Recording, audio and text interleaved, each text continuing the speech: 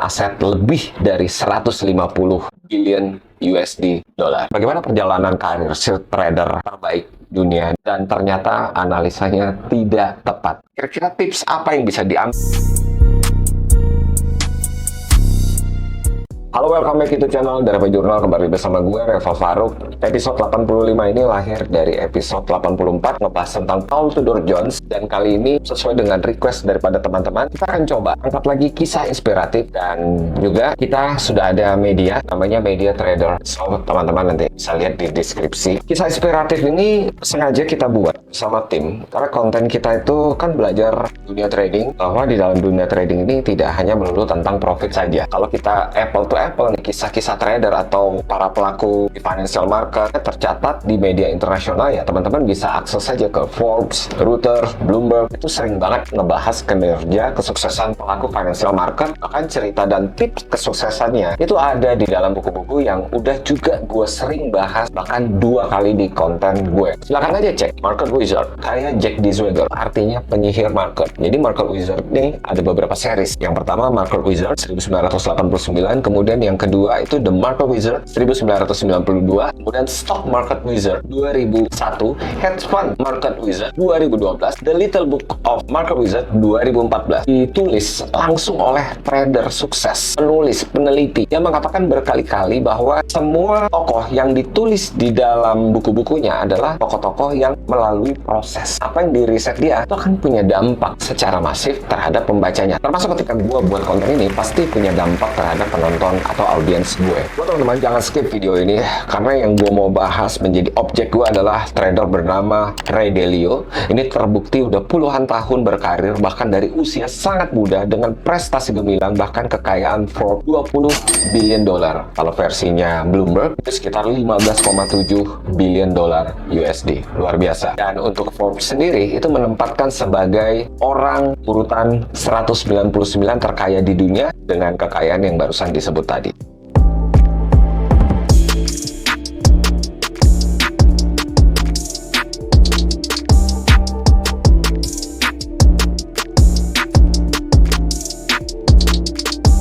Memang dunia financial market itu gurih banget, membuat banyak orang yang menginginkan keberhasilan di sana. Konten ini gue buat karena gue cukup lumayan resah dengan konten-konten yang beredar secara masif yang menyatakan ada cara singkat untuk kaya, sukses. Gue nggak ngejek atau merendahkan, gue hanya mengajak teman-teman berpikir secara jernih dan logika. Di konten ini gue tidak mengajak orang untuk FOMO, dan pasti mengatakan satu hal, bahwa Roma tidak dibangun dalam satu hari, teman. Dengan era digitalisasi, kita tahu informasi itu sangat gampang didapati. Tapi satu hal, jangan terlalu fokus kepada berapa banyak yang orang dapatkan, tetapi fokuslah kepada pengetahuan. Itu yang disebut dengan literasi keuangan. Dan literasi keuangan itu penting banget. Literasi keuangan nggak hanya penting untuk individu ya, tapi juga berpengaruh terhadap kemajuan perekonomian satu negara loh. Di dalam hal ini ada 3 aspek penting agar masyarakat paham bahwa kita butuh yang namanya pengetahuan, kita butuh yang namanya keterampilan, dan kita butuh yang namanya keyakinan. Kita coba ambil beberapa pelajaran dari seorang Ray Dalio. Followersnya menembus 1,5 juta. Di aplikasi X pun juga banyak followersnya. Kita coba gali lagi, siapa sih Ray Dalio ini? Jadi Ray Dalio ini seorang trader, hedge fund, dan dia seorang founder, CEO Bridgewater Associates, dan dia mengelola aset lebih dari 150 billion USD dolar. Ray Dalio ini dianggap 100 orang yang berpengaruh di dunia versi majalah Time. Tahun 2007, dia berhasil memprediksi akan terjadinya krisis finansial global, dan setahun kemudian dia menulis How the Economic Machine Works, Template for Understanding What It's Happening Now, yang merupakan penjelasannya mengenai krisis hipotek subprime mortgage. Ini tahun 2008, di mana ketika saat itu banyak lembaga keuangan itu memberikan pinjaman hipotek kepada para masyarakat dengan kredit yang rendah dan sangat tidak stabil. Dan 1 tahun sebelum kejadian itu, Ray Dalio berhasil melakukan riset analisanya. Tentu menjadi pertanyaan, bagaimana perjalanan karir si trader terbaik dunia? Kira-kira tips apa yang bisa diambil dari keberhasilan di dalam dunia financial market? The policymakers were not the bet that you can lose, that can take you out. Have an idea meritocracy, we have to let people speak. Ray Dalio lahir 8 Agustus 1949, Jackson Heights, Amerika. Ia lahir di keluarga yang sangat sederhana, bukan anak yang pintar-pintar banget, tetapi bukan anak yang pemalas. Pada usia masih 12 tahun, ia bekerja di Link Golf Club sebagai seorang caddy. Dan pada saat ia bekerja, ia mendengar topik yaitu mengenai stock market. Dari situlah dia mulai tertarik dengan dunia financial market dan memberanikan diri membeli saham Northeast Airlines dengan tabungannya sebagai caddy. Jadi bisa dikatakan, itulah yang membuat dia jadi termotivasi karena dia saat itu mendapatkan keuntungan berkali-kali lipat. Karena keuntungan yang dia dapatkan, dia mulai bertekad bagaimana gue bisa belajar lagi mengenai dunia financial market, dan dia belajar dengan membaca laporan tahunan perusahaan, dan dia juga belajar dari orang yang berpengalaman. Dia memulai karirnya pertama kali sebagai floor trader di New York Stock Exchange. Kemudian dia masuk ke bursa derivatif di broker company Shearson Hayden Stone di tahun 1974. Dan setelah dia mendapatkan cukup pengalaman, dia mulai belajar secara independen. Akhirnya Ray Dalio memutuskan untuk mendirikan perusahaan hedge fund Bridgewater Associates yang berbasis di Westport, Connecticut tahun 2012. Bridgewater Associates menjadi perusahaan hedge fund terbesar di dunia. Cerita awalnya Bridgewater Associates itu awalnya memberi jasa konsultasi pada sejumlah klien terkait resiko nilai tukar mata uang dan suku bunga. Jadi bisa dikatakan hampir mirip dengan trader hebat Indonesia. Saat klien-klien memperoleh keuntungan atas rekomendasi Bridgewater, banyak trader dan para investor yang mulai datang berkonsultasi. Salah satu perusahaan besar yang melirik Bridgewater yaitu McDonald. Nah, ini mengangkat nama Bridgewater. Nah, pada tahun 1980-an, Bridgewater juga berhasil memperoleh kontrak pengelolaan dana pensiun karyawan World Bank dan Kodak. Sejak itu, nama Bridgewater Associates mulai dikenal di dunia financial market. Jadi salah satu istimewa dari si Ray Dalio ini adalah dia merupakan seorang trader yang punya kemampuan atas pengetahuan yang mendalam secara makro ekonomi. Dia sendiri punya aturan. Tim dia itu harus baca tulisan yang buku ditulisnya namanya Principle yang wajib dibaca seluruh karyawan Bridgewater. Intinya buku ini ngajarin bahwa seorang trader wajib realistis dan bertindak atas dasar apa yang sedang terjadi, bukan pada apa yang sedang dipikirkan atau diharapkan. Wajar aja Ray Dalio keras karena dia memulai karirnya benar-benar dari nol,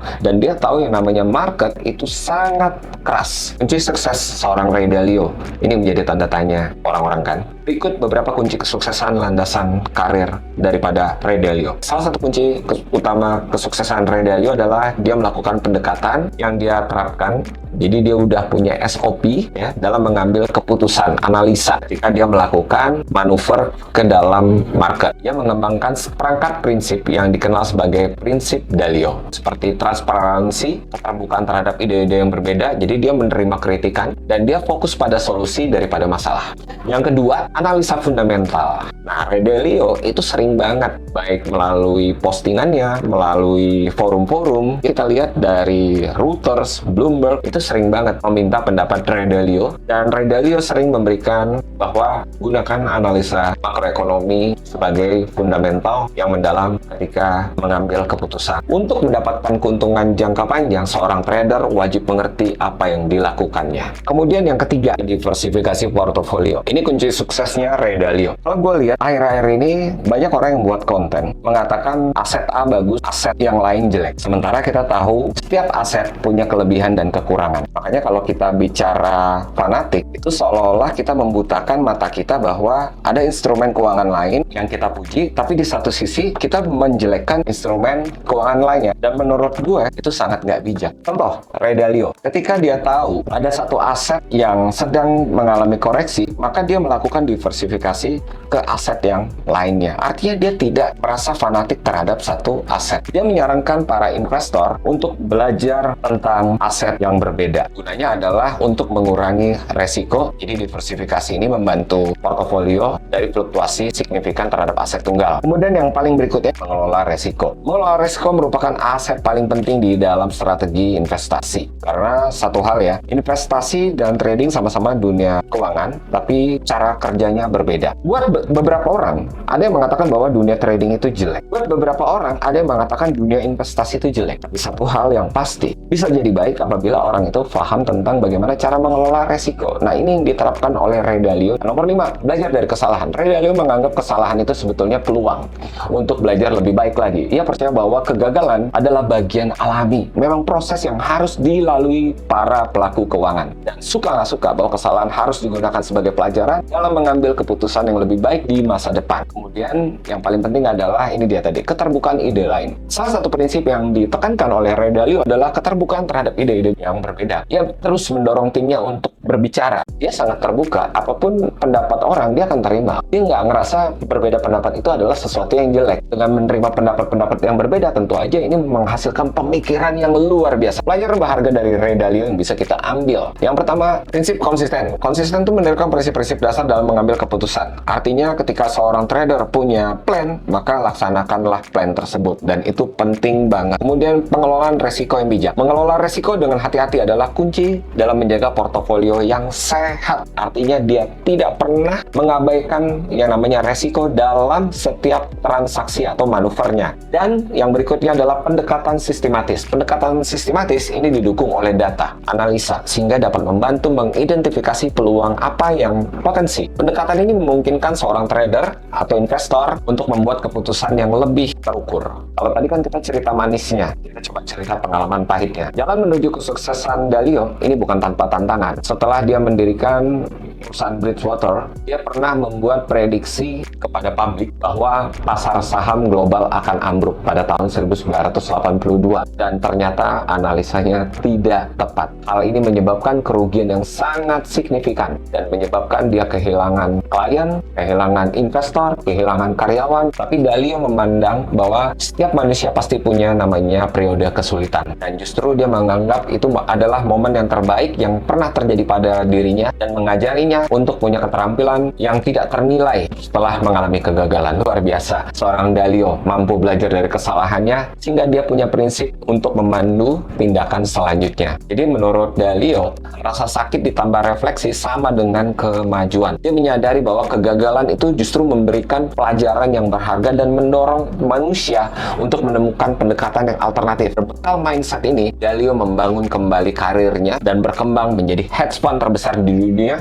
Bahkan sampai sekarang belum ada yang mengalahkan dalam pengelolaan aset lebih dari 150 miliar USD dolar. Ray Dalio itu dia memilih untuk mempertahankan portofolio selalu seimbang. Ini sebuah bukti keyakinannya akan pentingnya diversifikasi dan manajemen resiko. Best advice daripada seorang Ray Dalio: to make money in the market, you have to think independently and be humble. Maksudnya apa? Untuk mendapatkan uang di dalam pasar, kamu harus berpikir independen dan selalulah rendah hati. Kemudian dia bilang lagi nih, if you're not failing, you're not pushing your limit. If you're not pushing your limit, you're not maximizing your potential. Maksudnya apa? Jika kamu nggak pernah gagal, kamu nggak akan melampaui batas kamu. Jika kamu tidak melampaui batas kamu, kamu tidak akan pernah memaksimalkan potensi kamu. Dalio juga bilang, choose your habit well. Habit it's probably the most powerful tool in your brain toolbox. Pilih kebiasaan kamu dengan baik. Kebiasaan adalah alat paling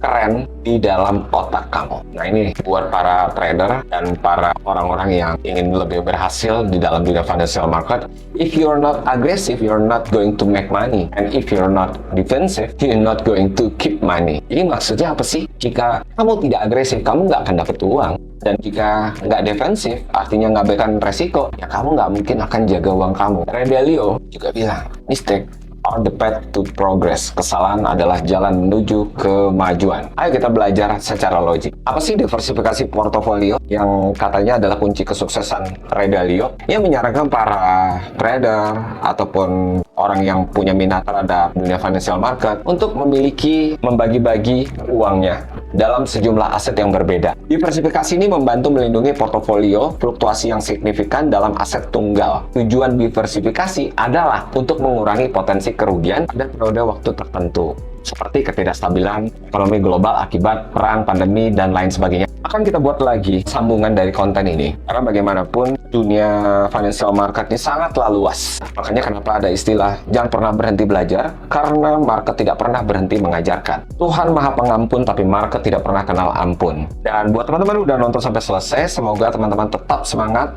terus belajar, mau berproses, accept itu, bahwa proses adalah bagian dari perjalananmu. Dan kalau kamu sudah berada di proses menuju kesuksesan, jangan pernah sombong. Ingat, kita ada Tuhan yang Maha Kuasa. Dan saya ucapkan terima kasih. May Allah bless you all.